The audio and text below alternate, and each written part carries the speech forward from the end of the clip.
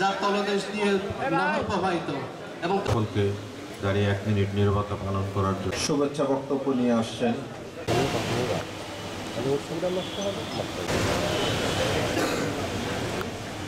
জেলা প্রশাসক মহোদয়কে ফুল দিয়ে বরণ করার জন্য আসাদ ভাইকে এবং আজকের এখানে একান্তই জরুরি ছিল এই অঞ্চলে একটা কার্যালয় স্থাপন করা। তো বিশ্ববিদ্যালয় কর্তৃপক্ষ এটা চিন্তা করেছে, আমরা সাধুবাদ জানাই। মৌলিক অধিকারের দাবি থেকে যে সমস্ত অবকাঠামো দরকার আগামীতে আমরা সেই প্রত্যাশায় থাকলাম। চতুর্দিক থেকে কুষ্টিয়া, মাগুরা, এদিকে চুয়াডাঙ্গা, যশোর থেকে এসে মিলিত হয়েছে যে 4টি রাস্তা, এই 4টি রাস্তায় অন্তত 8টি গাড়ি দরকার। একটি ন্যায্য সমাজ গড়ার জন্য সমতা ভিত্তিক, যোগ্যতা ভিত্তিক, যার যোগ্যতা যেখানে থাকবে সে সেখানে যাবে, তাকে কেউ বাড়িতে করতে পারবে না। প্রতিযোগিতামূলক একটি নাগরিক সমাজ গড়ে তোলার জন্য যা যা করণীয়, তার জন্য যা যা করতে হয় তা করতে হবে।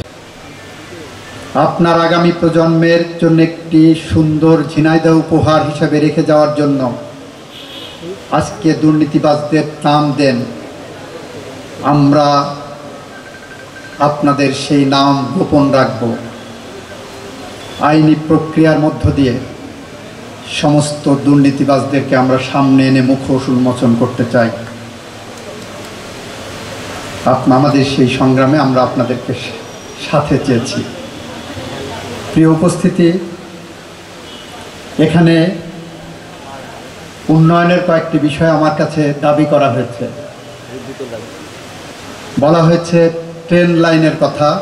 আপনাদেরকে আশ্বস্ত করছি, মাগুরা থেকে ঝিনাইদহ হয়ে শেখপাড়া পর্যন্ত ট্রেন লাইনের সক্ষমতা যাচাই বাছাইয়ের জন্য বাংলাদেশ রেলওয়ের কাছে ফাইল আছে। আমি নিজে কিন্তু কনভিন্স না যে এই রেল লাইনটা ঝিনাইদহ হয়ে শেখপাড়া পর্যন্ত যাক, আমি নিজে ব্যক্তিগতভাবে কনভিন্স না। আমি জনদাবির কাছে সমীক্ষা যাচাইয়ের জন্য দিয়েছি। আমি মনে করি ঝিনাইদহ হয়ে চুয়াডাঙ্গা পর্যন্ত রেল লাইন হলে কানেক্টিভিটিটা বেটার হবে। তারপরেও আমরা চেষ্টা করছি। একই সাথে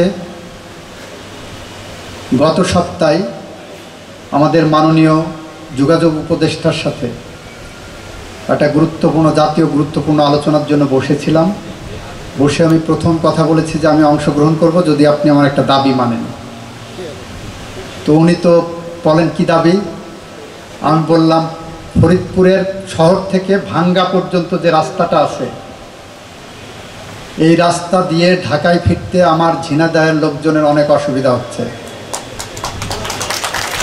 আপনি অবিলম্বে এই রাস্তা প্রশস্ত করে মেরামতের ব্যবস্থা করে দেন। কালকে ওই রাস্তা দিয়ে আমানুল্লাহ ভাই আসতে তার শরীর ব্যথা হয়ে গেছে।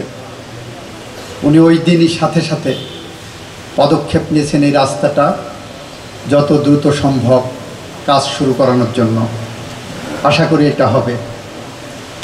আমি মাননীয় জেলা প্রশাসককে বললাম যত দ্রুত সম্ভব কৃষি বিশ্ববিদ্যালয় এখানে করা যায় কি না একটা প্রস্তাবনা পাঠান, আমি একটু উদ্যোগ নিয়ে দেখি।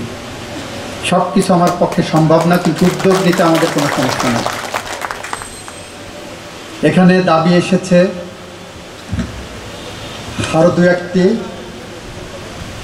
সেটা হলো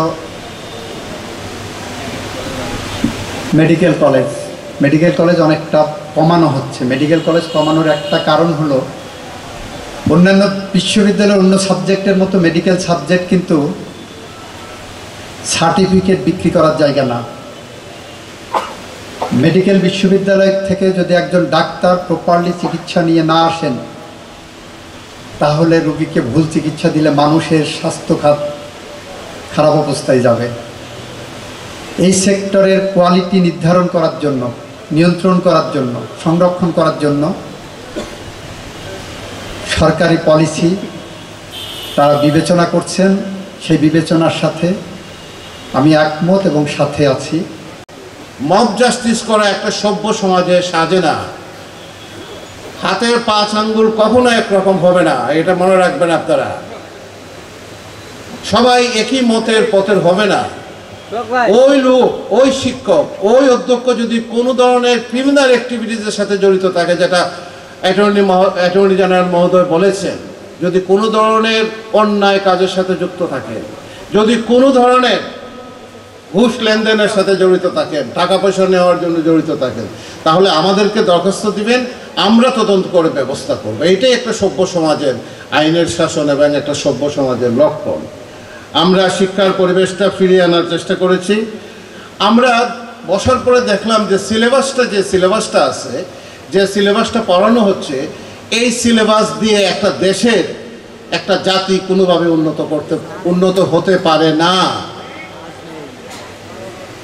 এই জন্য এই সিলেবাসকে তাড়াতাড়ি করে সংস্কার করে আপাতত আপনার কয়েকটা কোর্স আমরা শুরু করেছি এবং এই সিলেবাস কন্টিনিউয়াস আমরা পরিবর্তন করব আগামী 1-2 বছরের ভিতরে।